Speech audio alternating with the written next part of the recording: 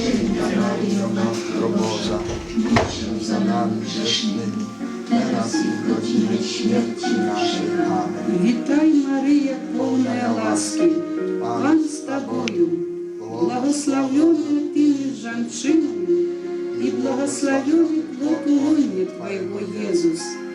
Святая Мария, Мати Божия, молись за нас грешных, теперь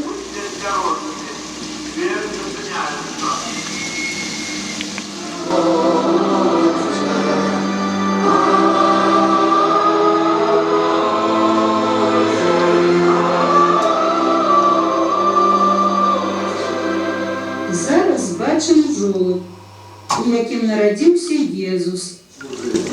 І в другий раз буду молоть Боже тільки тут, нехай за Господа гріху дорогу Петровну.